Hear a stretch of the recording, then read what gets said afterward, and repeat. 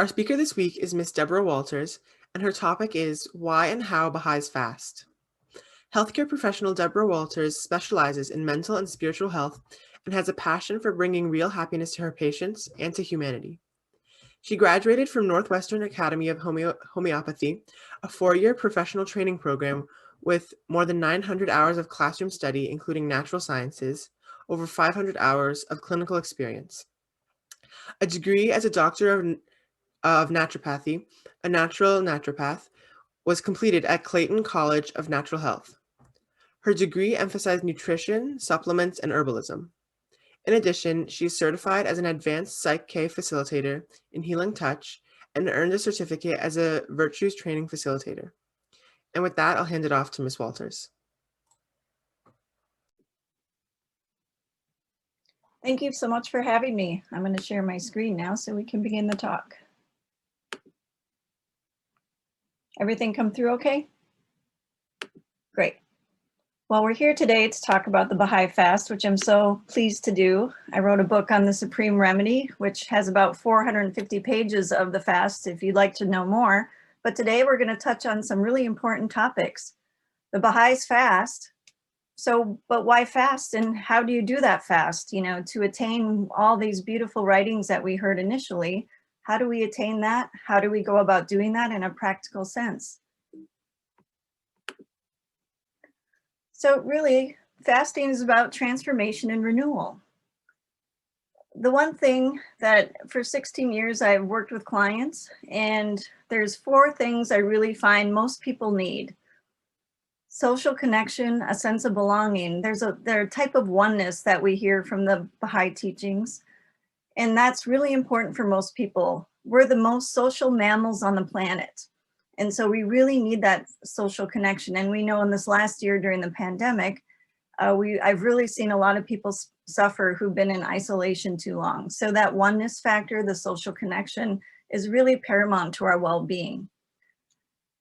People need to enjoy their own company. They need to be open to experience. A certain level of confidence needs to happen for people, especially developing children. When I work with families, we really need to get children confident about who they are. They enjoy their own company. They're open to explore their environment. Adults need this as well. The third thing is proactively using one's spiritual capacity in this world, contributing to collective and personal well-being. So paramount. A lot of suffering happens when this isn't happening in our lives. So I call this purpose. People really need to feel like their purpose is coming through. They are deeply connected to it, and they have the capacity to move that into the world. And lastly, let virtues guide your choices. Character building, whether it's a developing child into adulthood or adulthood into maturity. You know, one of the main reasons why people suffer is because they're making choices that are out of their character, that aren't authentic to them, and that produces a lot of suffering.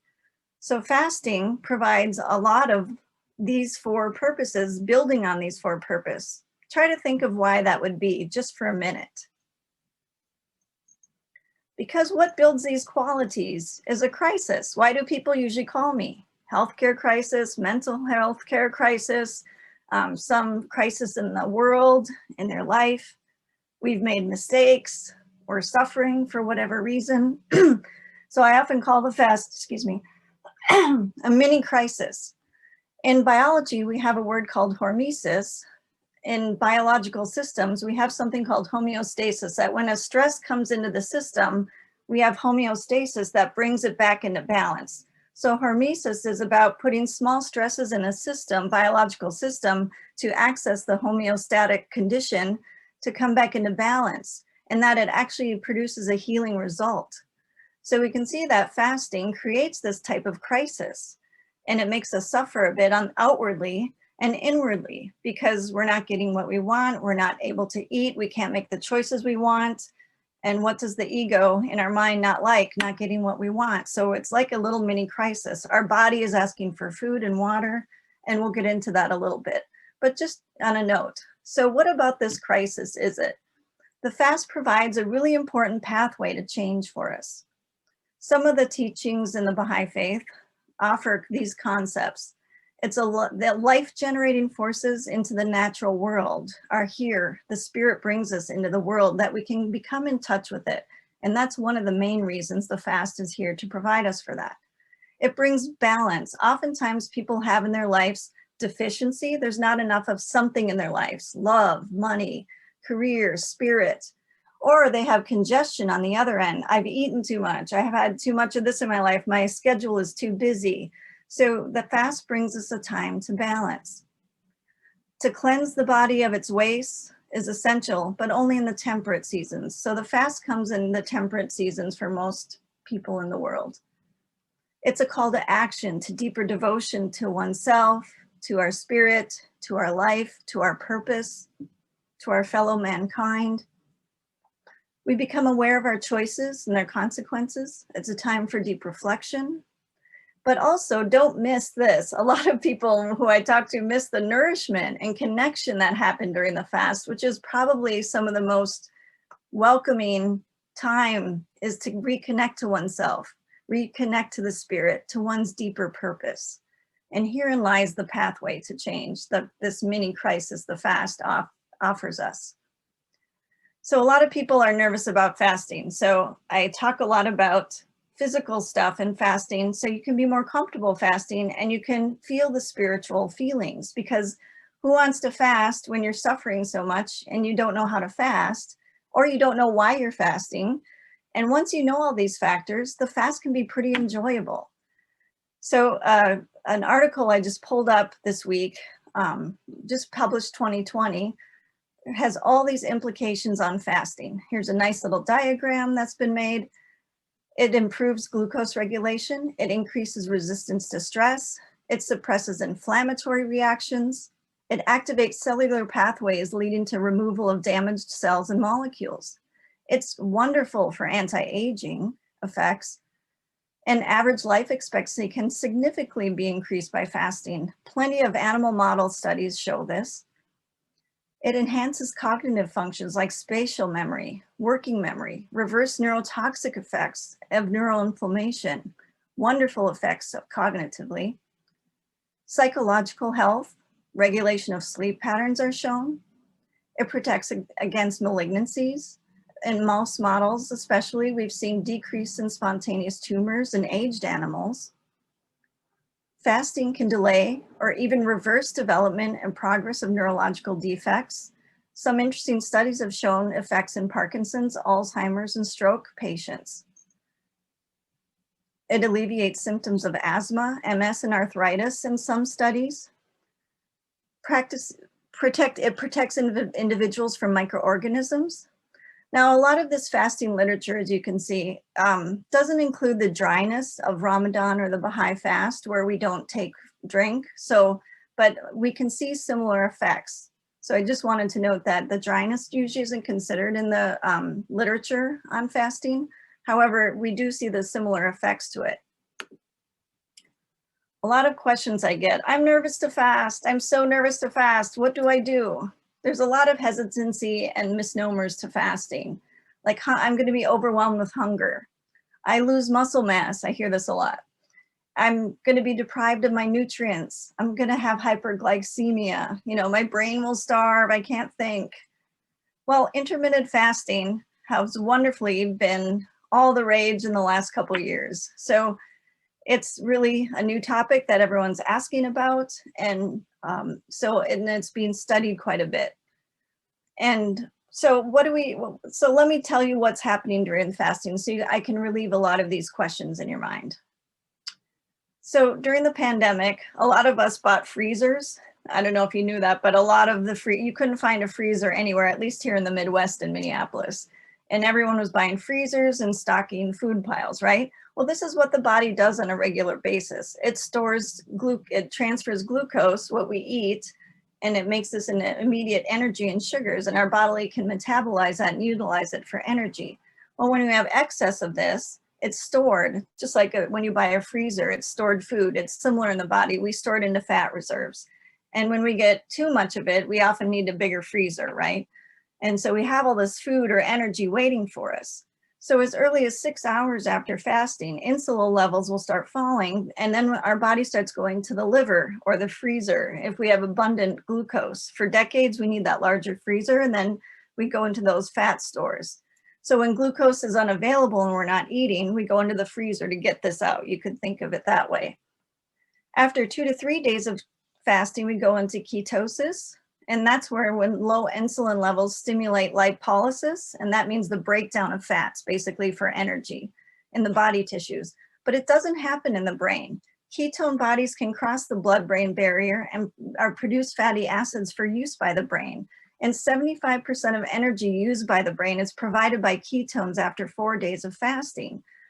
And the metabolic rate at about this time is about 3.6% increased in the body, which is really interesting. So most people feel like they're starving and wasting away, but actually the body is producing a really interesting metabolic transition into ketones.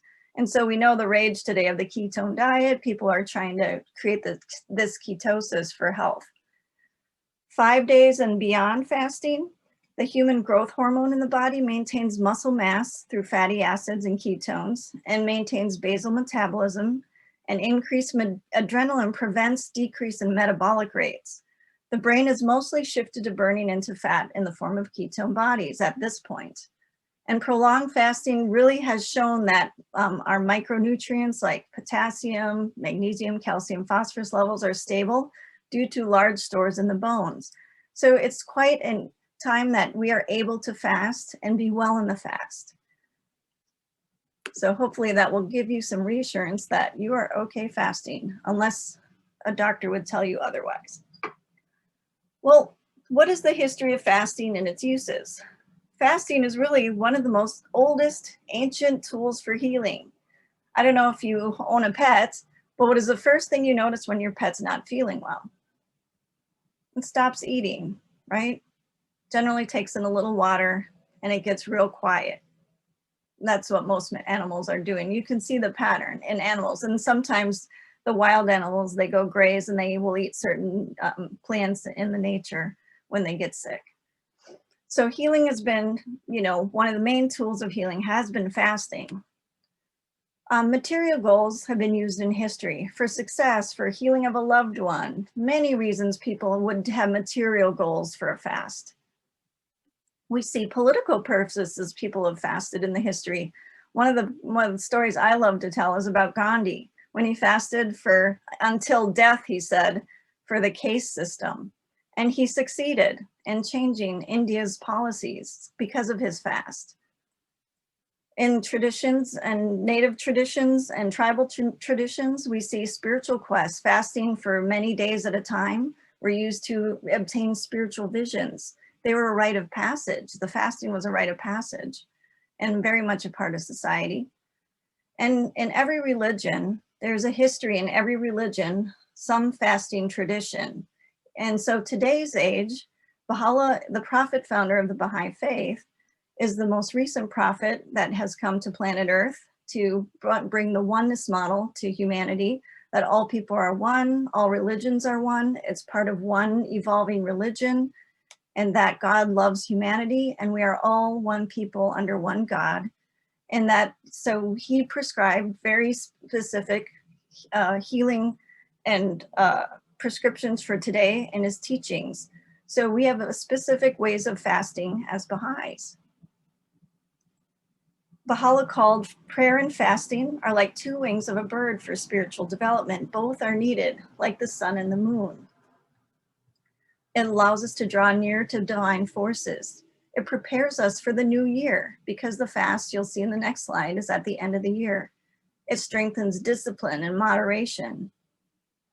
It's for purifying oneself. It cleanses the hearts of attachments, and it preserves us from tests the rest of the year. Now this one's kind of interesting. How does all this suffering and withholding from food and, purifying our hearts and open our heart preserve us for tests from the rest of the year? Well, later we'll talk a little bit about it by getting the ego in check. And when we get into moderation, our free will choices, which we see in the Baha'i teachings, are why we suffer the most, right, is from our choices. It'll be clear, the nudges from the spirit will be clear for our guidance and our decisions, and to get a hold of our mammal on this planet on what it's doing. So this is one thought I've had an observation over the years of, why does this preserve us from tests the rest of the year? It's a type of protection when you partake in the fast. So I always find that interesting. So where does a Baha'i fast land in the calendar? So right before the fast is the end of February, we have days of Ha. It's called a Yami Ha. It's days of plenty. It's preparing food, good cheer, present giving, charity working, and connection with our loved ones. It's a time of holiday spirit and cheer. And it's the temperate times all around the world. So the sun is average. It's time it rises and times it sets is very moderate, and all over the globe in both hemispheres. So this is a time, I likened it in my book to the caterpillar cycle. So this is like the time of the larva, where the caterpillar eats and it kind of moltens, and it like we shut our attachments right before, the fast. And so the caterpillar eats and eats and eats and prepares to become into the chrysalis stage, which I liken to the fast. The fast is from March 1 to 19. It's 19 days. And we do sun up to sundown. We refrain from food and drink. So some quotes by Baha'u'llah are it sets stages and stations for the fast, and innumerable effects and benefits are concealed therein. Thou hast endowed every hour of these days with a special virtue. So every hour, there's a certain virtue. So we want to create that chrysalis space during this fast. What happens in the chrysalis? If you know about the caterpillar cycle, it's a time of dormancy.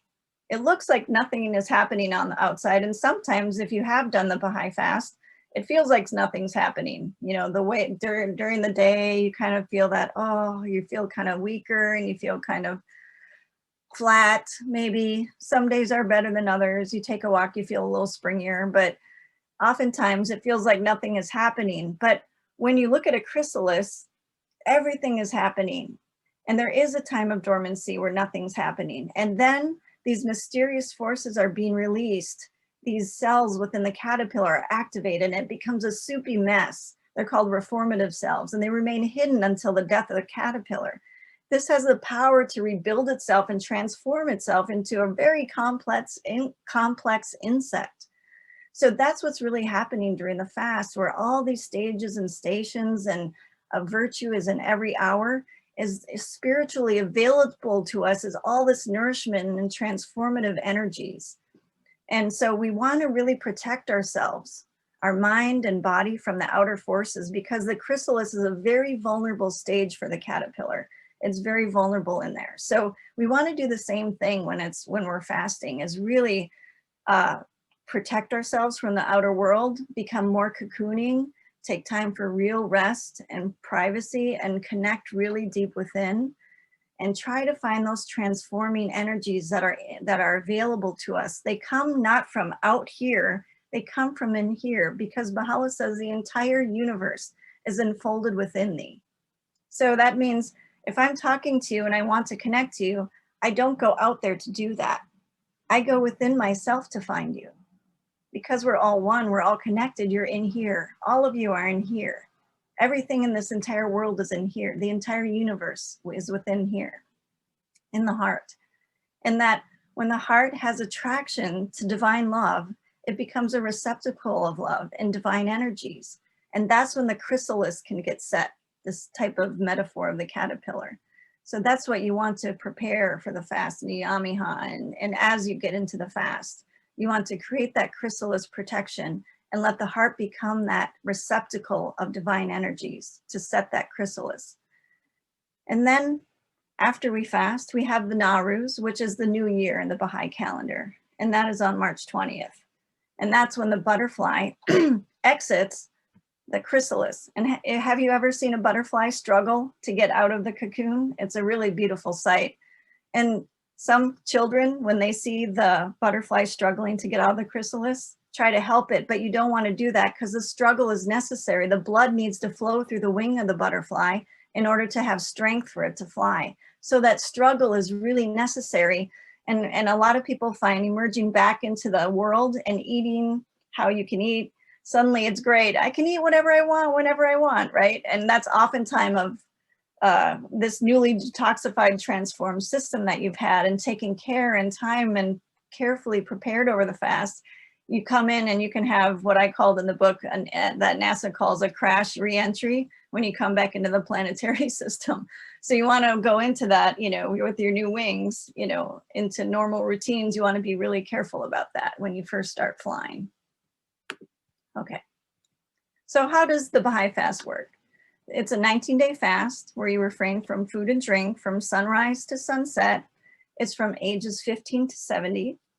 Now, interestingly, I thought, why 15? Because I get this question a lot in practice, you know, from some Baha'i clients. You know, my child of 15, is it okay for him or her to fast?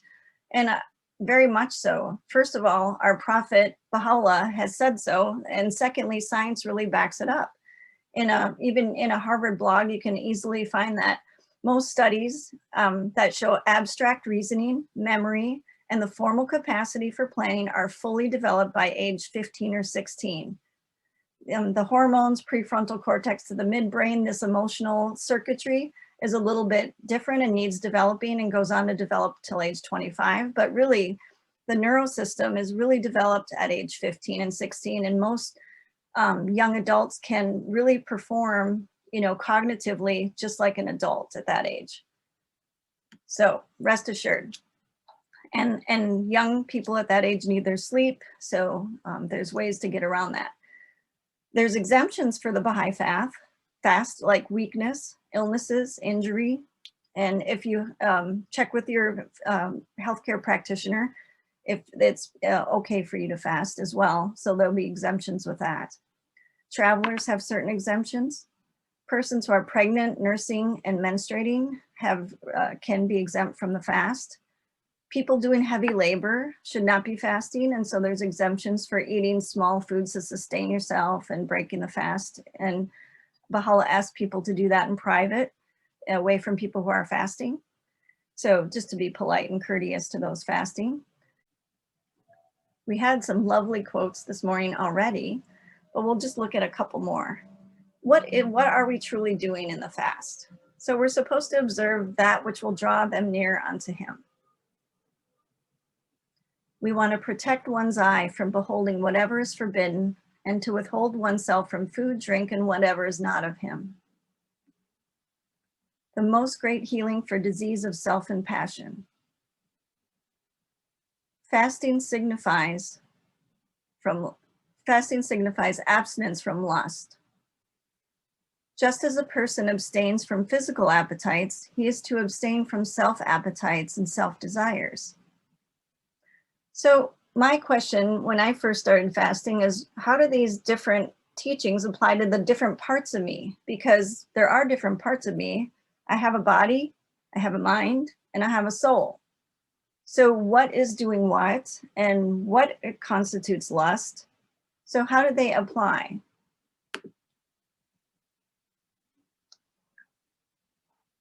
So Baha'u'llah has a quote that's so lovely, and it's one of the paradigms I work in with people, and especially children. They love the metaphor of the horse and rider. So this is a painting of St. George. It's a saint from the Christian community. And the horse, Baha'u'llah says, is likened unto the body, and the rider is likened unto the soul. And the ego will try to take the reins away from the soul. So I had one of my clients send me this picture, and I like it because it's like, this is how she interpreted, you know, our work together, where the dragon, who the St. George is slaying, is sort of like the ego, that kind of whisper in your head that tells you you're worthless, you're no good, or other people, it blames other people. It wants what it wants, it's demanding, it's the insistent self, is another word in the Baha'i teachings. It talks about this one part of us. And so the horse and the rider, the soul needs to express through the body, just like a rider would express through the horse. And the horse's submission to the soul or the rider is really important. And if anyone's done horse riding, you know the unity of these two aspects are so important, is that when I think go left, the horse will go left. When you're truly unified, there's nothing like the connection of a horse and rider. So the ultimate goal is really unity of the body and soul in the fast. to become a clear channel to our spirit so that our body, our mammal body, or the horse figure, can be a channel and do exactly what the soul is prompting it to do. And at the time it's being guided to do it, right? Especially in battle, as you can see, it's necessary the horse take action.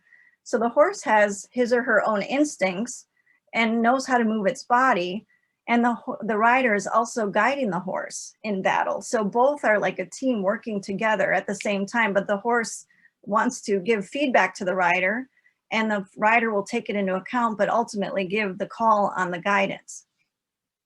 We also want to surrender our will to God, or this looks like, you know, when the horse submits to the rider, it's called, you know, when they drop their head and submit to the rider. And it's a beautiful feeling, because that's when the rider and horse are truly connected, mind to mind, heart to heart. And they oftentimes breathe in rhythm together.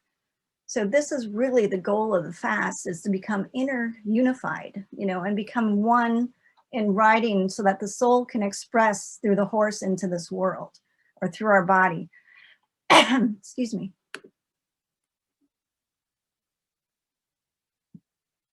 So let's talk a little bit about the body, shall we?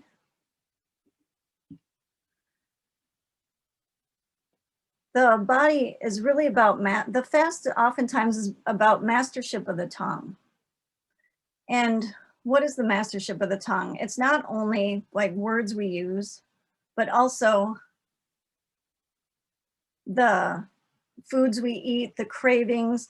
Oftentimes people come to me and they crave what makes them ill, like sugars, you know, kind of foods that are off, sour foods. Sometimes they want to eat what makes them well, but really the fast is about mastership of the tongue, how to control one's tongue when engaging with other people, when they're eating, what they're craving in the world.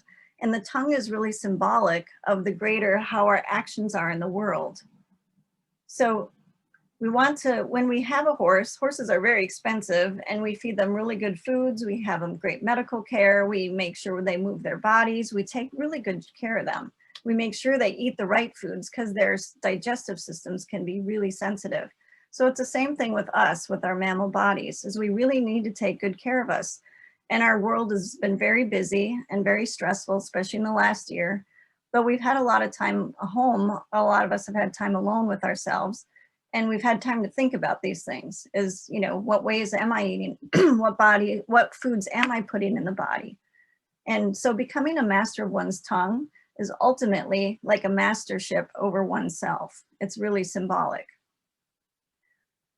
When we physically fast, we want to really clean out the body, right? Clean out the toxins, take away foods that are harmful that we've been doing, habits that we've been eating, and carefully examining what are we putting into our bodies. Because essentially, mammals are tube to tube, right? What goes in sometimes will come out. And what we put in ourselves, we integrate, we digest it, and these are called enzymes, and they decide what is nutritional, and they integrate nutrition into us, and they decide what isn't nutritional, and they eliminate that. And they also decide that throughout the circuits of the body, and they bring things into the tubes. So we eliminate them through urine and defecation. And so this is the process we want to take a look at. And we use water to nourish that. We respire, we take in oxygen, we breathe out carbon dioxide. So we take into account all these things in our environment. Is it clean? Is our environment clean? Is the water we're drinking clean? What are we putting into our bodies? Because that's going to be really important. What do we put in our mind? What do we put in our spirit? You know, is it clean what we're putting in? Is it healthy? Is it nourishing? A lot of people, again, forget about the nourishment of the fast. They think about it as, it is outwardly difficult and toilsome, but it also is very nourishing. And we don't want to miss that, is that it's a time to relook at what is in our environment, what is we're putting into our bodies, that we're actually trying to nourish our bodies and make it happy, make the horse part of us happy, because we definitely want our horses happy. And we also want to repair on a cellular and metabolic level. So preparing for the fast is really important. A couple of weeks before the fast, I tend to pay attention to how much sugar or caffeine I'm intaking.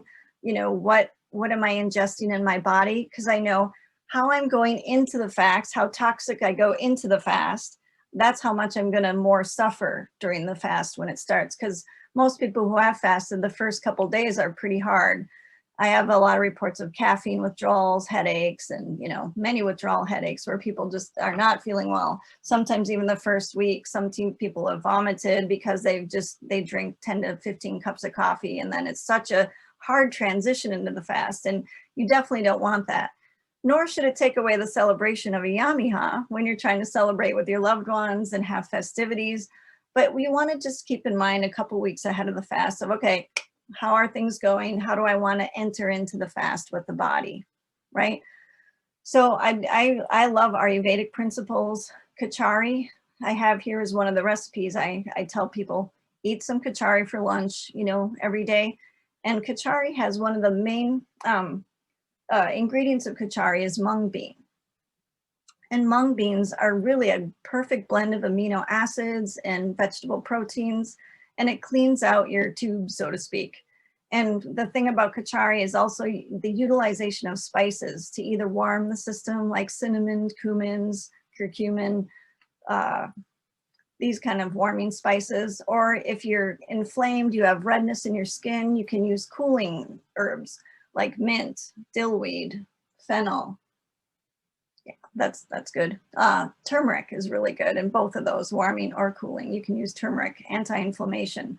So kacharis are really healing foods. I often put garlic and onion with it, which are antifungals, and I cook it with I steam some vegetables over it. Just pick your favorite vegetables, and I eat that for lunch, prior to the fast, so that my system is kind of ready and prepared for the fast.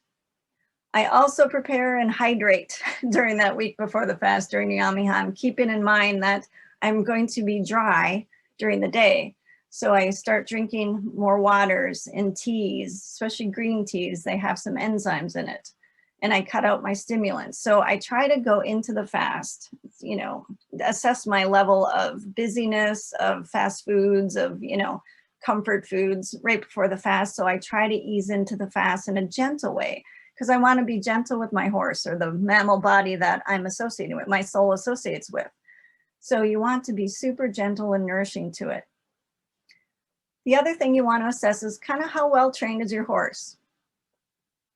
So when I'm preparing my horse with her saddle, she always knows I have Honeycrisp apples, and Honeycrisp apples are like the sweetest, most delicious apples. So sometimes she'll look like this when I'm on her left side. We are always on her left side when we're grooming and such, but so she'll turn her head, and sometimes she'll nudge me with her head like this. And I know what she wants. She wants an apple, and I push her head. I say, no, right?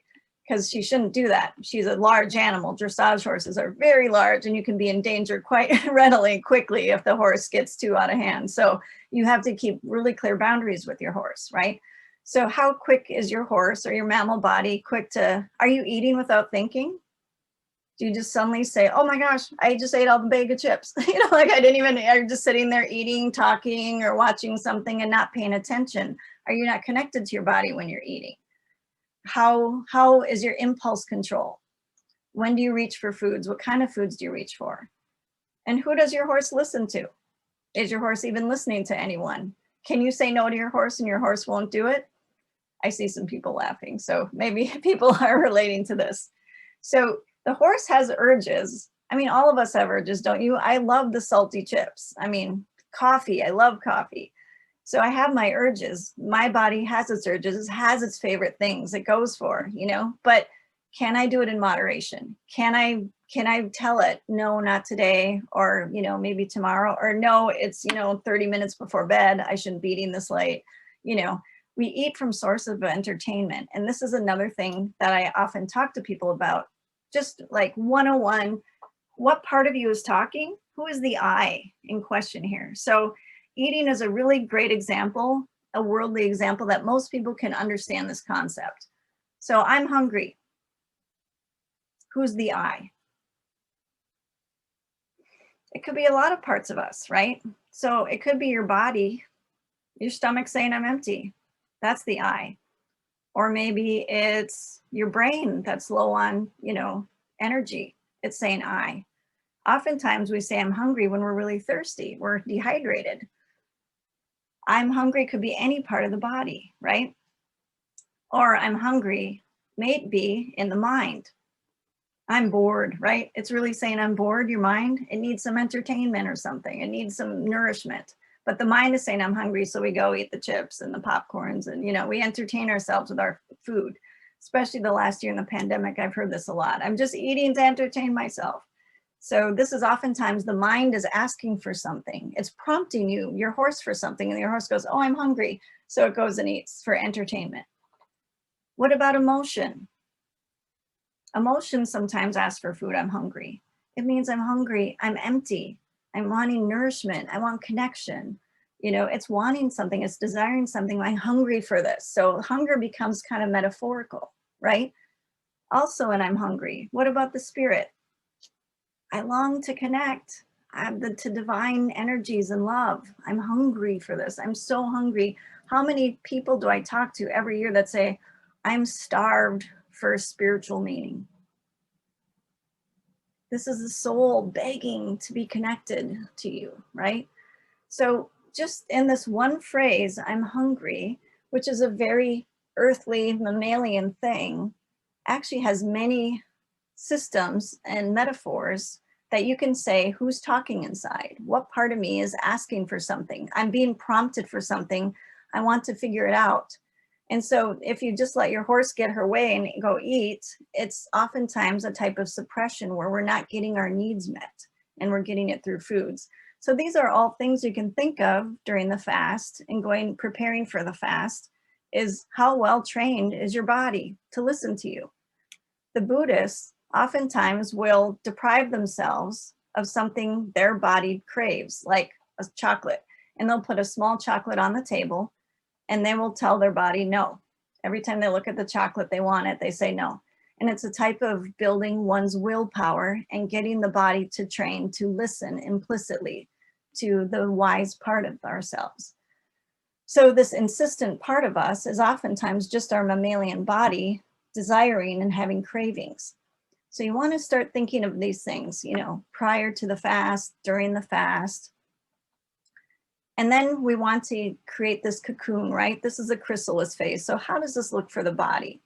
We often need nourishment and rest during the fast. We need to take time away from the world, from busying our bodies.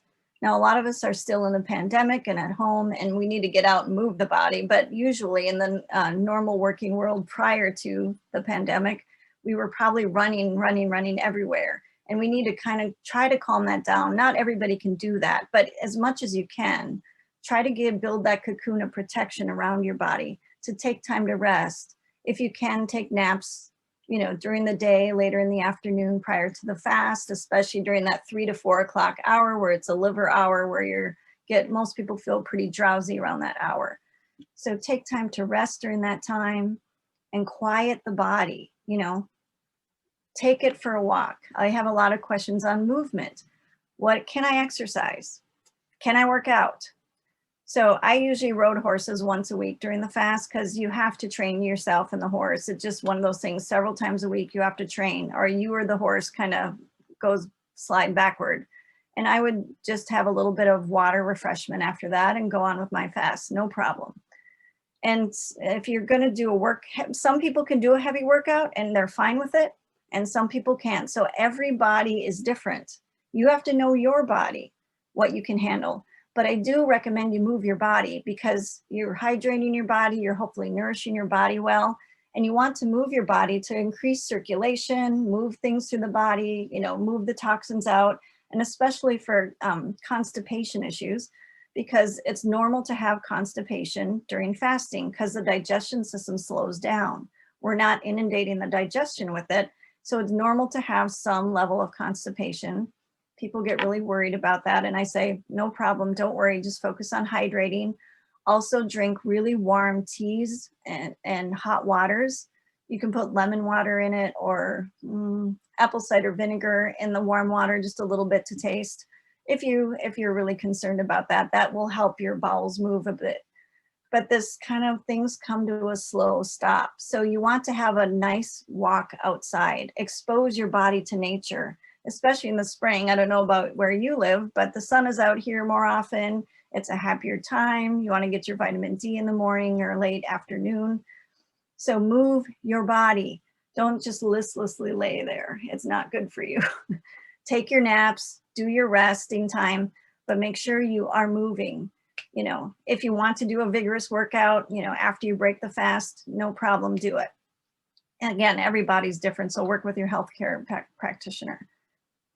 And when you approach the fast as a mammal, you want to make sure that you focus on your sleep and your hydration during this time.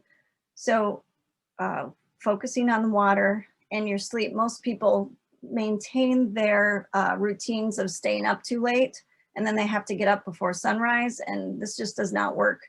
And there's so much literature on sleep deprivation. Please don't give yourself sleep deprivation. It's so many ill health factors in that you're actually counteracting everything the fast is trying to do. All the benefits of the fast, you're counteracting it by losing the sleep. So try to discipline yourself. Again, how well trained is your horse to listen to you? Go to bed. You know, do you go to bed, or do you go, no, one more Netflix, one more this, you know?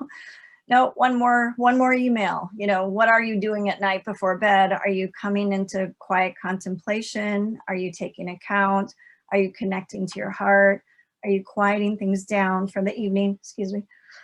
I'm fasting, so I might choke once in a while for the dryness. But yeah, that's one thing, is quietly contemplating. Nourishing sleep is really important. And if you did have to stay up late and got up early and you want to fall back asleep, fine. A lot of people abhor that, but I'm like, if you need to do that, that's no problem. Just make sure your head is elevated above your stomach. So if your stomach's down here and your head is here, just make sure so your food or drink don't come back up your, you know, esophagus while you go back down and lay down to sleep. A lot of the younger students will do that. They'll get up and they'll eat and then they go back to bed. And I say, just elevate your head. And if you don't really want to get up to eat in the morning, I say, just get up and drink water and go back to sleep and elevate your head. You don't have to eat in the morning. The body can last much longer without food than it can without water. So at least get up and drink water. So, and you'll have less headaches and less, you know, problems. So let's take a look at how to eat. I spend a lot of time on the mammal body and how to do this, because if you're not fasting correctly, how can you have a nice spiritual experience? Which was the reason why I wrote the book on the fast in the first place. When I first became a Baha'i, everybody talked about the fast and they said writings, and then they said nothing past the lips, you know, no food or drink from sunrise to sunset. And that's all that was said about it. And I said, okay, but then what do? Well, you read lots of prayers and you know, it's a really spiritual time. And we had a lot of wonderful devotions about it. We'd get together and talk about the writings on it. And then everybody would smile. And I'd say, well, but how do you fast? And everyone's like, no one would answer me. And so I finally went to a really large city and they had a big meeting on the fast. So I drove an hour and a half and I thought somebody will know how to fast there. And so sure enough, there was a guy really talkative in the crowd. And we read all these beautiful writings, but it was the same thing, no food or drink, but nothing was said about that. And it was, you know, on this wonderful spiritual benefits of fasting, the love of the fast.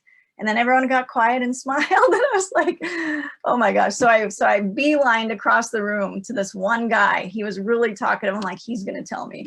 So I said, I'm a new Baha'i. I said, tell me how to fast. And I said, what do you do? How do you handle this fast? He goes, let me tell you, I'm going to tell you exactly how to do this. He said, you wake up early, an hour early, and you eat as much as you can. Eat as much as possible.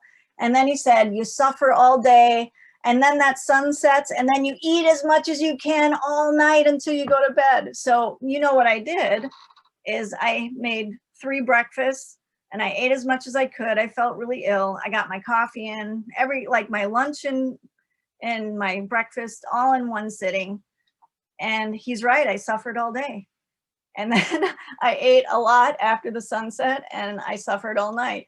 And I was like, this doesn't make sense. And I was getting my degree in naturopathy at the time. So I was like, nah, someone's got to write a book on this and investigate this. And I was raising my kids and I was like, this is not working for me. So I had to go figure it out. So I did a year of research on fasting, and there wasn't much out there at the time when I was writing this book, because fasting was really unpopular at the time. The microbiome wasn't out. You know, the microbiome is the parts of us that are the combinations of bacteria, fungus, and viruses.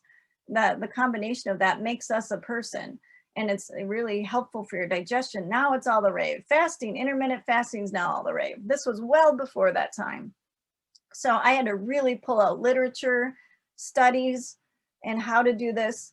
And I found that, you know, this sort of way of eating, and then I tested it out a year and I was like, this is how to do it. And then I could have the spiritual feelings, because how can you have spiritual feelings and feel devoted to God and feel nourished and divine love when you're suffering all day with headaches and constipation issues, and your body and your horse is just throwing his head around like, oh, I don't like this, and really suffering. So this is why partly I wrote the book for me and my kids, so we would know how to do this and not suffer so much.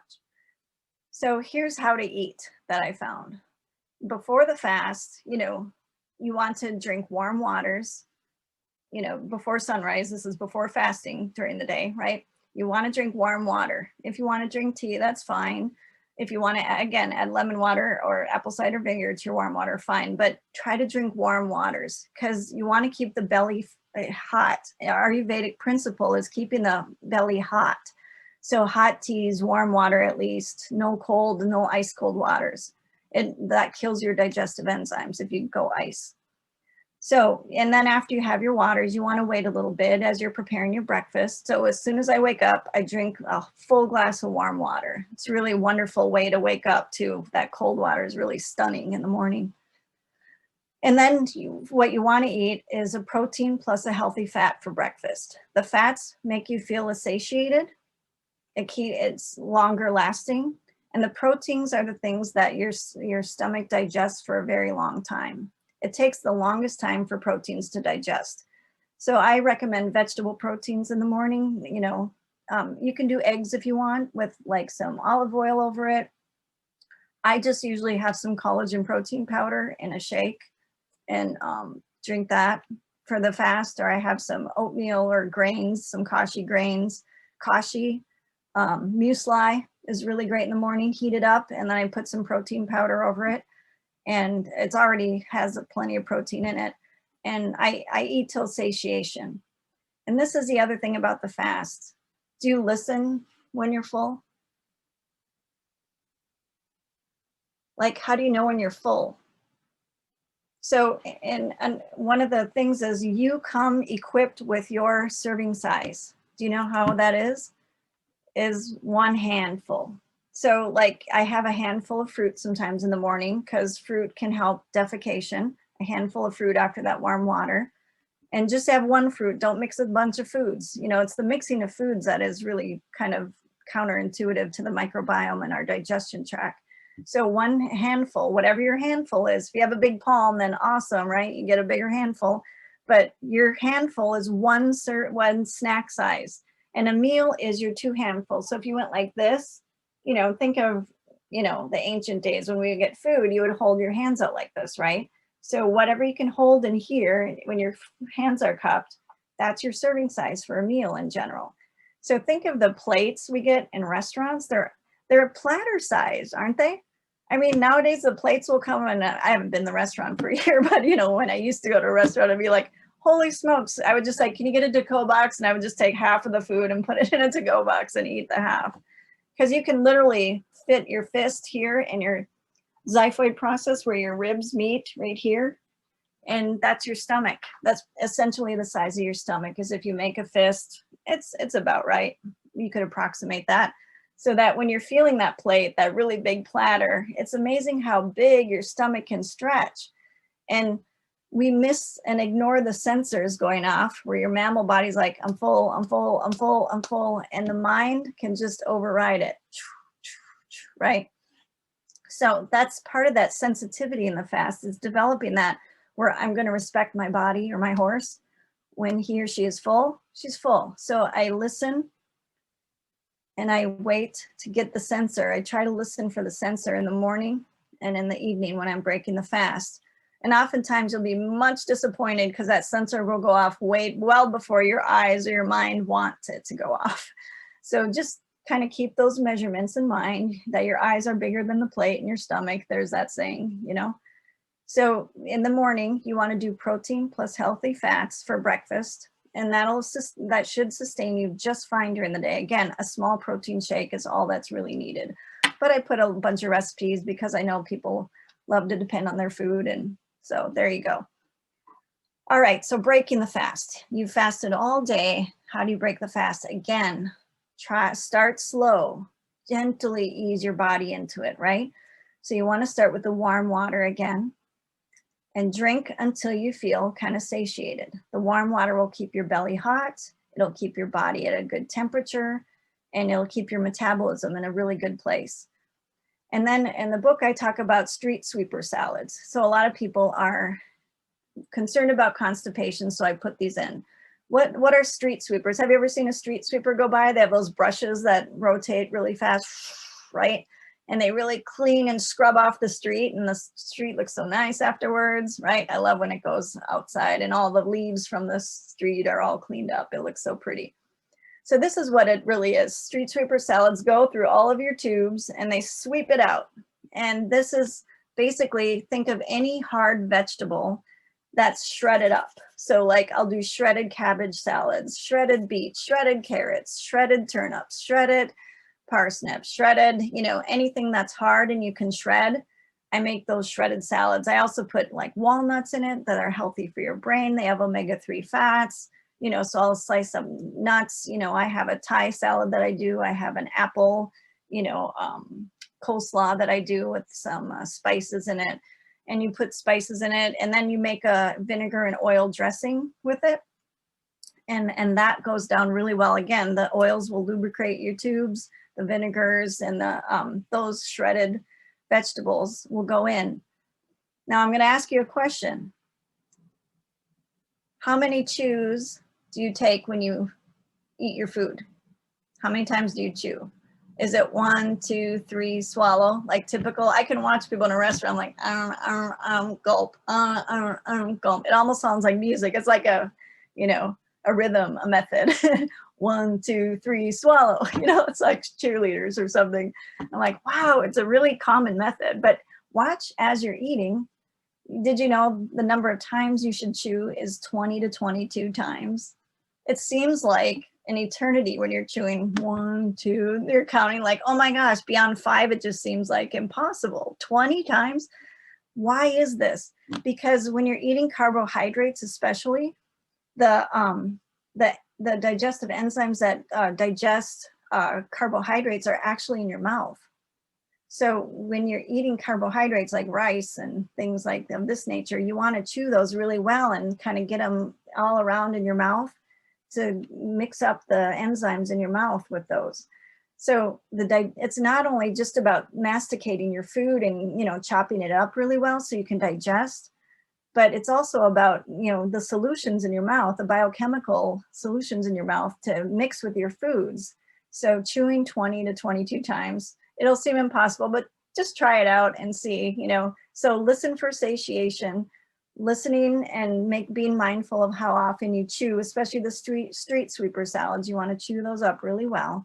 A lot of indigestion issues are about chewing issues. You're not chewing enough. A lot of people can have a little bit of movement or a lot of movement just based on chewing, how many times they chew. All right, so you're breaking the fast, warm water. You have maybe a street sweeper salad. Again, probably a handful, right? 1 handful. And then to nourish yourself, you want a bone broth miso stews plus spices and vegetables, herbs, you know, especially the first week of the fast to really nourish yourself. I have a lot of vegan clients, so they can do the miso stews, you know, miso based broths versus the bone broth is really healing in Chinese medicine. They're always, you know, telling their patients eat bone broth. It's high in prebiotics. Prebiotics are the food for the probiotics, which are, you know, the bacteria in your system, the flora. So you want to feed the bacteria in your gut, your microbiome, to be healthy. right? You also want to focus on antifungal herbs, spices, and foods like garlic, onion, oregano is a really good antifungal to help get the yeast, bacteria balance in your microbiome. So that's really spices and herbs I've already mentioned, on cooling herbs, spices, and warming spices. Depending on how you are and what conditions your body's in, you can switch between those. But it's a really nourishing meal. Again, have a bowl be your 2-hand cup size that you eat, and then have your first feeding and then sit and see how you feel. And those of you who have fasted probably know that as the fast goes on, you can eat less and less and less. Has everyone noticed that? Yeah. No? Oh dear, I see some no's, which means that your systems are off. You're not hearing it. So because the stomach shrinks and shrinks and shrinks as as the fast goes on. So you generally don't need as much to eat by the 19th day of the fast. You're usually eating much less.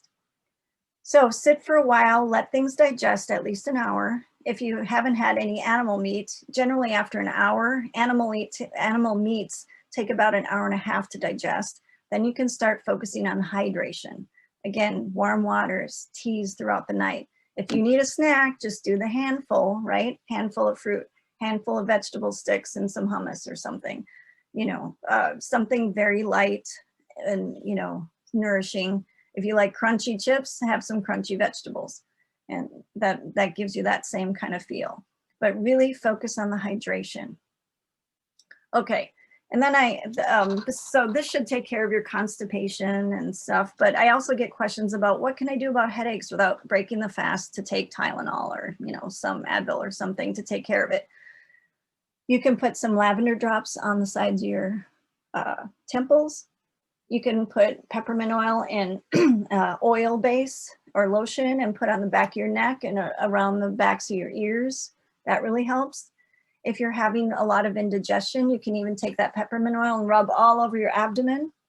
That'll really calm down, any kind of bloating, gas, and, discomfort of the digestion system as it's adjusting. If you haven't properly, if you've come into the fast kind of toxic, you're going to need that help. So let's move on to the mind. So the mind is also the horse. You want to cleanse negative patterns, nourish with loving relationships and nourishing information for the mind. You repair by releasing the past. A lot of people come into the fast with a lot of suppressed emotions, and a lot of this is going to come up. A lot of old stuff I find when I work with people comes up during the fast. So what do you do when you first get a horse? You train the horse to pay attention to you. You work with it. It's called on the ground. You don't mount the horse and ride it the second you get a horse. I mean, you can do that, but to really work with a horse, you train it to listen to you. So you have a lead rope, you hook it to its head, and then you have it go a circle around you. And you have a little whip just to encourage it. And you ask it to walk, trot, stop, right? And the whole time, on me, on me, on me, on me, you're training the horse to have one ear on you, to listen to you. And you see how it can obey, and how quickly it can obey your commands, right? And that you encourage the horse. And there's plenty of literature. I've read a lot of the studies that positive reinforcement works way better with horses than negative reinforcement, much like children and people. And so, encouraging the horse when it does well, and that getting it to trust you, and you work with the relationship and the connection first on the ground. So it's called groundwork. This is the same thing you have to do with your mind during the fast. On me, on me. Again, is your horse obeying you when you tell it to go to bed, when you tell it to eat something? So you need to connect and listen to the rider. Teach the mind to listen to the rider.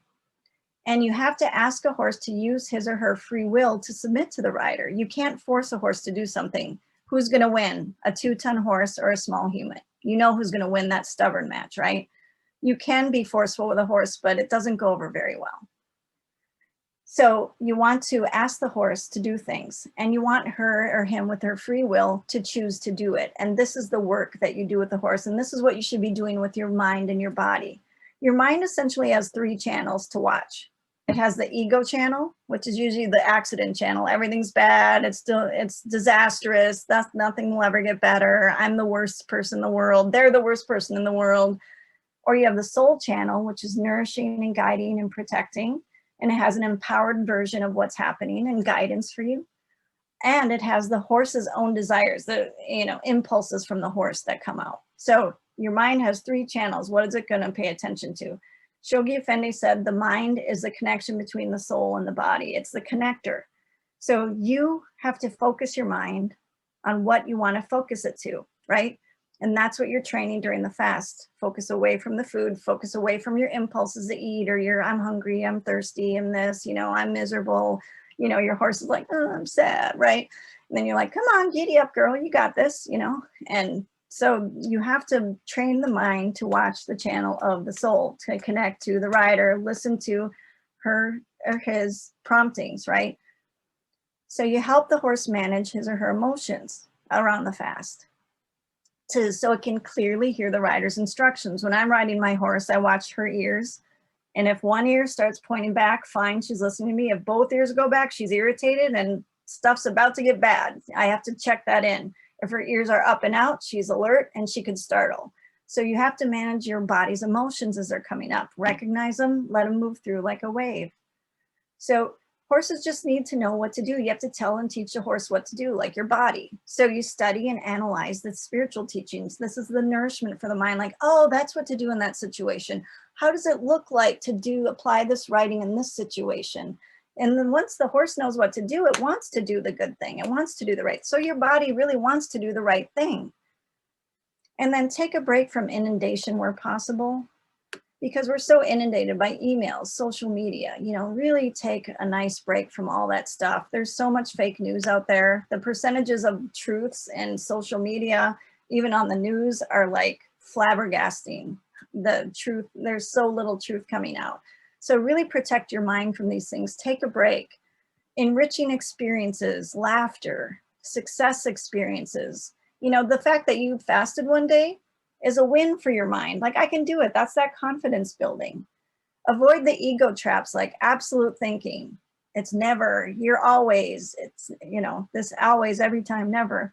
Blaming, assuming, predicting, taking offense, judging. Avoid those things like you would the plague. Get away from that ego channel. Study the teachings and let the horse know what she can do to perform. And then lastly, the soul. This is to cleanse the heart attachments and polish this mirror up of our heart so it can perfectly reflect the rider, right? Nourish it with the spiritual writings, with prayers, with nature, time in nature. God is in all of nature. Divine love is in nature. Repair by feeling the spiritual vibration. How many of us say prayers and meditate, but don't actually feel the feelings of divine love? So one of the biggest things I have any client I work with do is meditate and work on their breathing. It's the essential tool to connect the mind to the spirit, or the body to the spirit, is breath. Stimulating your vagus nerve is essential. And that's deep breathing, laughter, chanting, singing. That's stimulating your vagus nerve. That connects you right to the soul. So breathing, deep breathing, where you hold your breath even. As you breathe into your belly and relax your belly, push down. Hold your breath as long as you can, and then exhale out. When I'm talking to someone in person or on video, I can tell when someone's in high anxiety or fight flight because they don't breathe. For 2 hours, I'll talk to them and I'm like, you haven't breathed the whole hour. They're gulping as they talk. They haven't exhaled once. So this big exhale is really important. So as you're going to sleep, calming things down. As you're getting anxious, your horse is getting anxious, you need to breathe and calm things down. Breathe, bring your shoulders down, your tongue off the roof of your mouth, your ears down, everything down, ground into the earth, right? Because in order to channel the divine love and Holy Spirit, whatever you want to call it, you need to be firmly embedded in the earth in order to bring that down. Otherwise, your nervous system will just, get overridden by that. It's really intense energy. So breathing and meditation, the 3 types of meditation I recommend are transcendental meditation, repeating a mantra over and over again to train and focus that mind, again, like the horse, on me, focus on the rider. You got me, I got you. Meditation to open the heart. So you make the intention to open the heart, and I just want you to sit 10 minutes and feel divine love. Feel how loved you are. One of the main things I feel when I talk to people is how loved they are by divinity, no matter how bad they've been, because that's what they always report, like, I'm terrible, I don't deserve love. And I'm like, you are so loved. And none of us take time to feel it. Even with the people you love, have you taken time to feel how much they love you? Like, have you let that penetrated you? We are so vulnerable, right? It's terrible to feel that vulnerable. So take 10 minutes to sit with divine love and just feel loved. It's really nourishing for you. And also the third meditation is to commune with your spirit, ask it questions and listen for answers. You need to do this so you can communicate and get guidance from your rider. You literally need to make time to sit and go, what should I do here? And then you sit and you go in your heart and you listen for the answers. You need to train that. And if your mind is all over the place, how can you hear the promptings of the rider? And it's easy to ignore your rider. You know why? It's a little different from the horse and rider, is because the soul respects free will. So we can override our inner promptings and guidances for a long time because the soul won't interfere because of free will. So it's a time for reflection, for the spirit to reconnect, to feel that spiritual love. Do you see this picture of the horse and rider? How beautifully the horse swings in harmony and balance with the rider. When you know when you meet a person who their horse and their rider is really connected and they're really on, and the soul is expressing through them, because that person just moves in the world with such grace, with such harmony, with such grandeur. And that's what you want the fast to do for you, is to transform you into that you are wholly connected to spirit and bringing that to yourself and into the world. So love, rapture, drawing near to divine love. Because what is the point suffering outwardly if you're not drawing near, or at the end of the fast, you haven't transformed your life one iota? The whole point of the fast is to reconnect, come back to balance and recalibrate. What do I need for this new year? What virtues do I need to work on? What am I doing? What are the consequences of my choices here? How am I doing in my relationships? How do I feel loved? Is my cup full? At the end of the fast, I would hope that your cup would feel full, just like your two hands, right? And then I just wanted to end with one of my prayers, Abdul Baha, my favorites. Oh God, as I am fasting from the appetites of the body and not occupied with eating and drinking, even so purify and make holy my heart and my life from aught else save thy love, and protect and preserve my soul from self-passions and animal traits. Thus may the spirit associate with the fragrances of holiness and fast from everything else save thy mention. And I believe now is the time for some questions. Thank you so much. Thank you so much for your talk, Ms. Walters. I really enjoyed the comprehensive overview of the fast and all the tips you gave. I think it's helpful for us all. So yes, now we'll have time for a Q&A portion. So if you have a question, you can write it in the chat and I will read it out loud. So it looks like our first question is from Sandra, and she asks, does fasting, when fats are release toxins? Are these problematic for us? No, the toxins are something that they take away, that are taken away and eliminated. So the fats release energy that we need to use. It's a process of glycogenetic process, I believe it's called, in the liver. Thank you. Our next question is from Shahla, and she asks, can you talk about moderation in all foods? Does not overeating even good foods can affect our health? It's a good question. So it depends on if you mean overeating, like if I own, so healthy meals should include foods that are rotational. The diet should be rotational. So you should change up your diet, but they should be healthy. So I say, try to, for over a week, get all the colors of the rainbow in foods, the reds, the yellows, the oranges, the purples and blues, and greens. Try to get that rotational over time.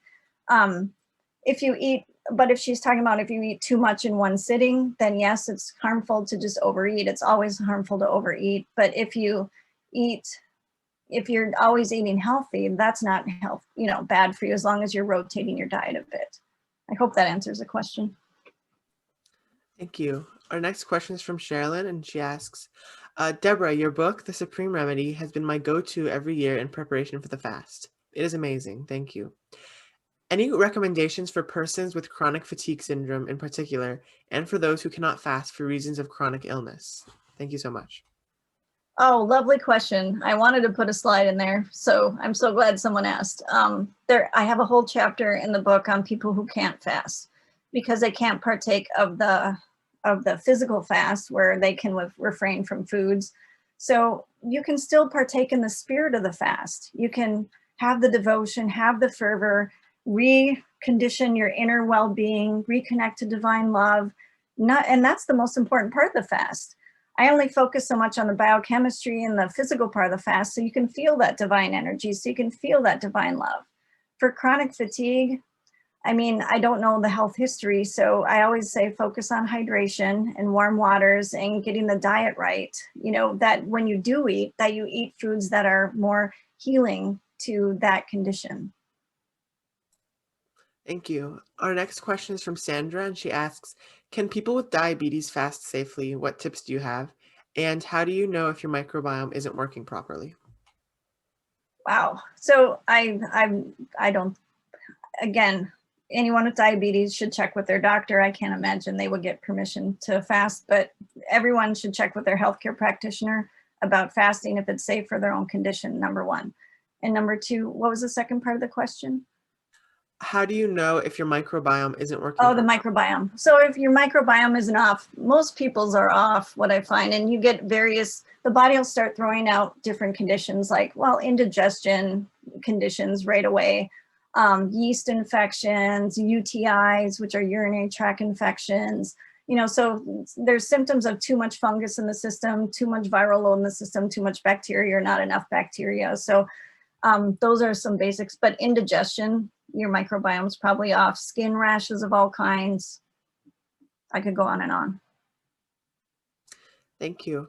Our next question is from Jessine, and she asks, Deborah, thank you for all the wonderful information. Can I please ask a question?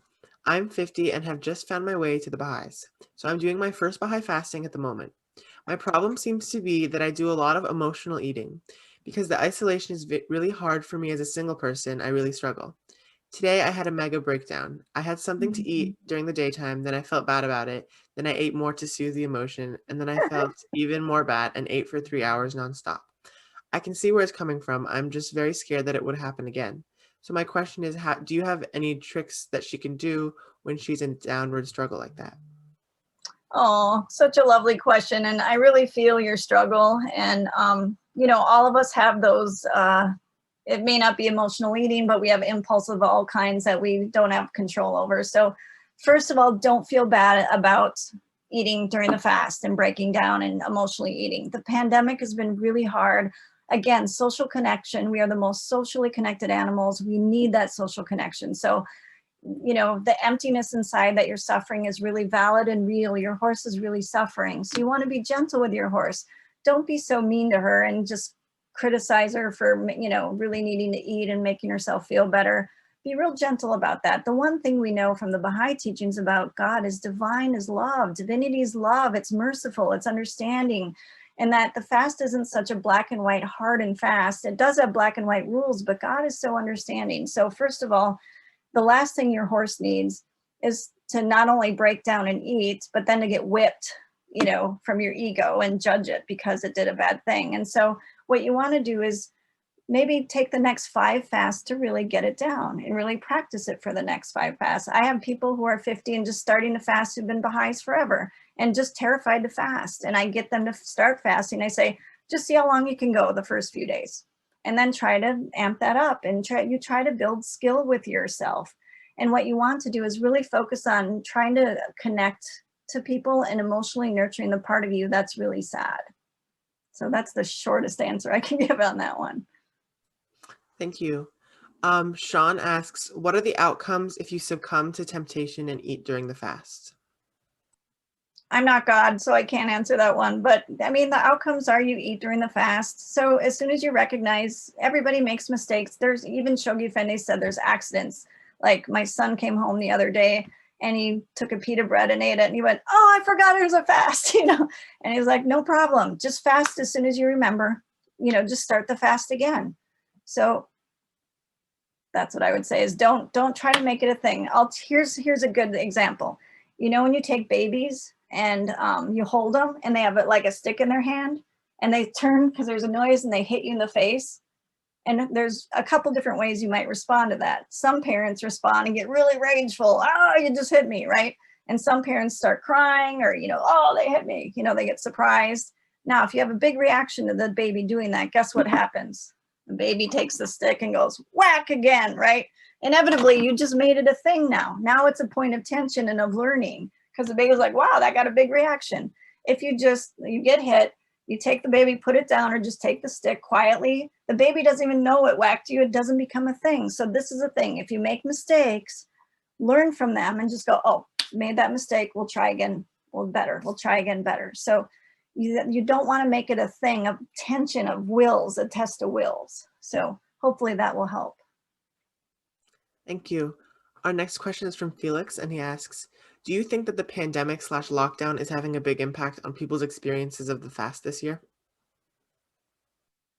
I had a lot of people tell me that they were afraid to fast this year because they've suffered so much during the pandemic. And I said, I'm not, you know, because there are collective, I've found over the years, I mean, most of my clients aren't Baha'is and a lot of them fast and follow my book, which I'm really impressed with. You know, people who are fasting and doing the Baha'i fast alongside the Baha'is, they love it. They love the devotion. They want to connect to spirituality. So I find there's collective experiences. This was a hard fast. That was an easier fast. Like there are those collective experiences. So what I'm hearing during this fast is it was initially hard the couple days, but it's been much easier. So I don't think it's making it much harder is what I'm seeing, but I'm sure there's individual differences. Thank you. Our next question is from Dallas, and they ask, you mentioned warm water several times. Is there a particular reason why I should break the fast with warm water? Thank you so much. Yep, I mentioned that cold water and ice water can kill digestive enzymes. So warm water, and it's an Ayurvedic principle. Just go on some Ayurvedic websites, some really good ones, and read about warm and hot waters. You want to keep the belly hot. So it's a like, you can heal a lot by warm and cool waters, you know, like cold water baths or ice baths are really healing and boosting the immunity. But internally, you want to ingest warm waters during the fast because it's gentle. You know, you haven't eaten all day, especially breaking the fast. So that's why. Thank you.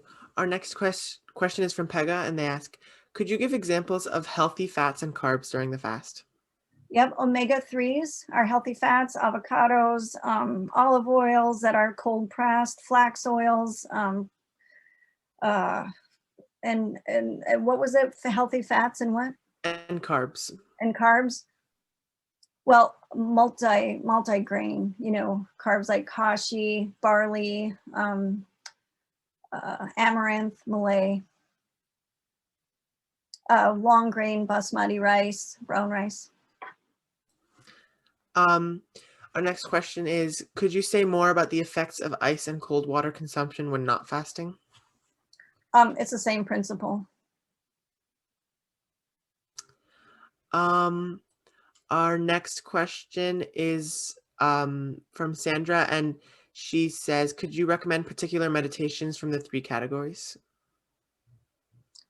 Well, the second category of opening the heart, I gave the, you know, just breathe and then open the heart and just sit and feel love and try to feel what that's like. You may have to use your imagination.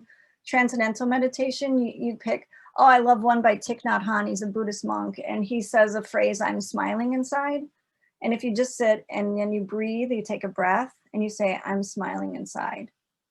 And then you have a pause and take a breath, and then you say, I'm smiling inside. And you focus your mind on the words and the space between the word, and then the phrase, and the space between the phrase and the phrase. And then you just feel like a radiant sun after that meditation. Baha'is often use the greatest name, Allahu Akbar, and that's a phrase they'll meditate on. But it's just used to focus the mind. So, Sandra asks, how can fasting help people who have been diagnosed with binge eating and bulimic disorders? well, that's a complex question because sometimes it triggers it and it's not recommended. So that has to be individually answered. Is craving ice cold beverages indicative of anything? It tells me what remedy to recommend.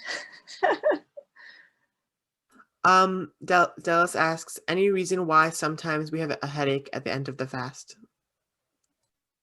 You slept funny, your head was in a weird position, you ate something the night before, you're detoxifying. I mean, I could come up with 1,000 reasons. Something in your biochemistry normally there. Maybe it's your headache pattern. What is the remedy for craving cold and ice water? You just have to, so any habit of the body can be retrained. The body's, we have neuroplasticity, we have plasticity in the muscles, we can build muscles. So any habit, a lot of habits can be retrained. Like I have a lot of people who belch a lot and that can actually be retrained. So the same thing with cold waters, craving it, you crave it, but you can actually retrain yourself slowly over time to, go from ice to just cold water to then just temperature water, and then you can move to warm water. So it's just a slow, and again, gentle over time, consistent training. Don't be impatient about those things. Be real gentle with your horse. Thank you. Nassim asks, what is kashi? Do you mean the brand or is that a type of food? Oh, it's a type of grain, but there is a brand kashi also. Do we have any last questions? Wow, that felt like rapid fire. Yeah, there are a lot of we have one more question. So Wilmer says, thank you so much, Ms. Walters, for your contribution to this area of knowledge. My question is regarding the circadian rhythm. Having heavy breakfast and having late dinner to break the fast are contrary to the natural circadian rhythm. What is your opinion on this matter? Well, that's why I have a light breakfast in the morning and a light dinner at night, is if you follow that, it's not a problem with the circadian rhythm. And if you just focus on hydrating, really you're eating dinner after sunset, which is right now it's 6 o'clock, when it goes to daylight savings, if you're the place you do it, then it's more later than that. But if you have a light dinner and you shouldn't eat 2 hours before you lay down for bed. So basically, once the clock changes again, you really shouldn't eat again and just focus on hydrating. So you should be okay. But that's why you do the deep breathing and meditation and shut off the, inundation from the world. And then you calm yourself down. So, yeah. Sapa asks, is cold water not recommended in general or just during the fast? It's in general, it's not a recommendation, but again, everybody's different. So if you drink cold water and you're digesting okay and you're living well, like it's okay. I'm not saying, like this isn't black and white, because everybody's different. Everybody's microbiome is different, what they need. Where you live culturally is different. The foods you're eating locally is different. So in general, it's a principle of drinking room temperature water is ideal. So, but again, some people break the fast with coffee and it doesn't bother them. And I'm like, oh my gosh. So, everybody's different.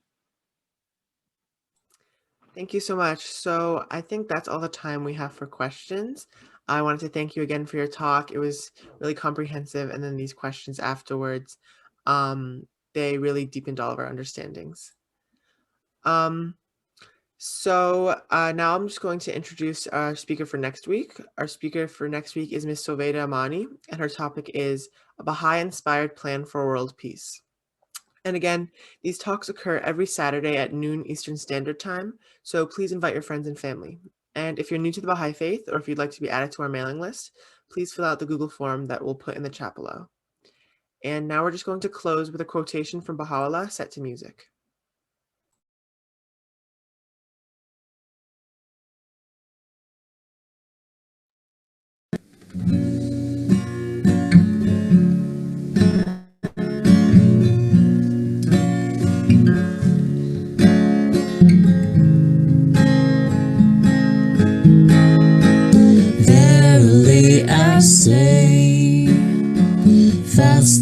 is the supreme remedy.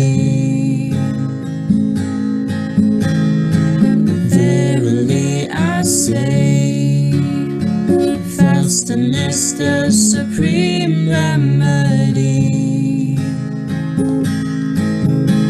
and the most great healing, and the most great healing for the seeds of self and passion, for the seeds of self and passion.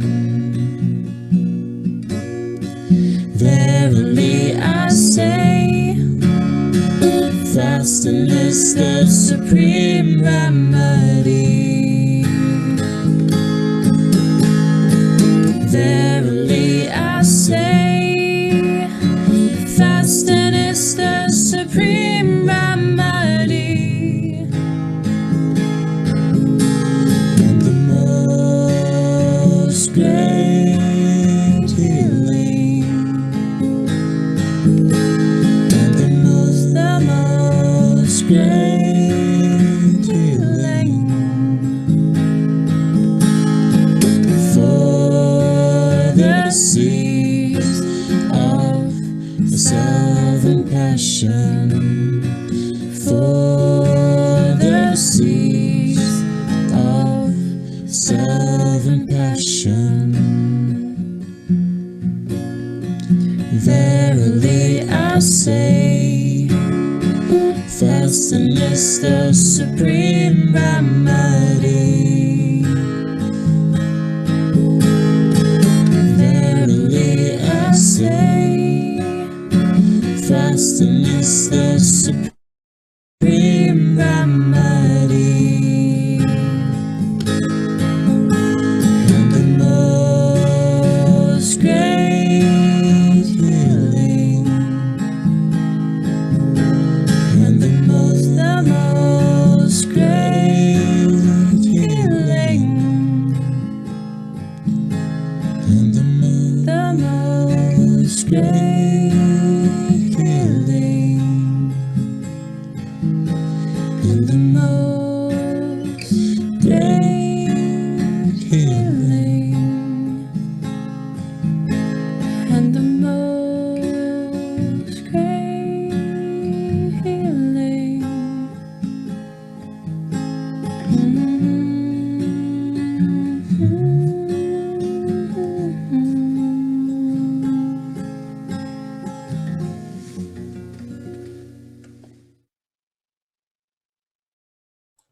Have a great week, everyone. Hope to see you all next Saturday. Bye.